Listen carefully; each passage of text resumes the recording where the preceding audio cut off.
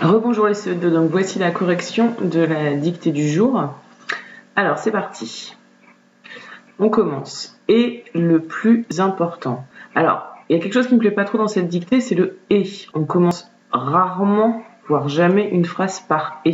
Parce qu'en fait, c'est pour séparer deux morceaux de phrase. Mais dans certains textes, on le trouve. Donc, c'était juste pour préciser.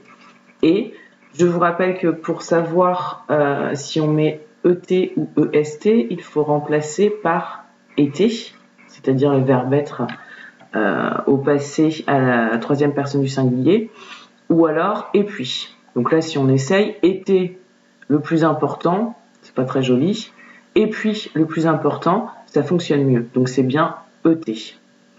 Le plus important, donc là je rappelle qu'il y a le M parce qu'on est devant un P, vous connaissez la règle des Mbappé. Il y a un T à la fin parce qu'on peut dire importante. C'est que demain, rien de particulier à dire à part qu'il faut savoir que c'est bien le verbe être qui est ici. Sera, alors là ça se complique. On arrive dans la conjugaison que vous avez faite juste avant. C'est bien pour ça que je l'avais mis avant. En fait, ici, on retrouve le verbe être au futur. Et le verbe être au futur, vous venez juste de le voir. Donc, je vais vous le redonner. Hop. Le verbe être au futur, c'est bien je serai, I. Tu seras, AS. Il, elle sera. Nous serons. Vous serez. Il, elle seront ONT.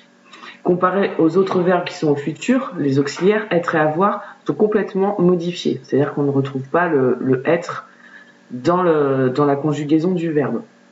Voilà, on ne retrouve pas ici. Par contre, les terminaisons sont les mêmes. AI, AS, A, ONS, EZ, ONT. Mais il faut retenir en fait le radical qui permet de former la conjugaison du verbe être au futur. Donc, c'est que demain sera un jour particulier. C'est demain qui sera un jour particulier. Un jour, rien à dire de spécial. Particulier, c'est ER pour faire le son et, parce qu'on peut dire particulière. 2 points. Alors, il n'y a pas de majuscule après 2 points. Je pense qu'il y en a qui se sont posé la question. J'ai hésité à le dire pendant la dictée. Un faux bourdon.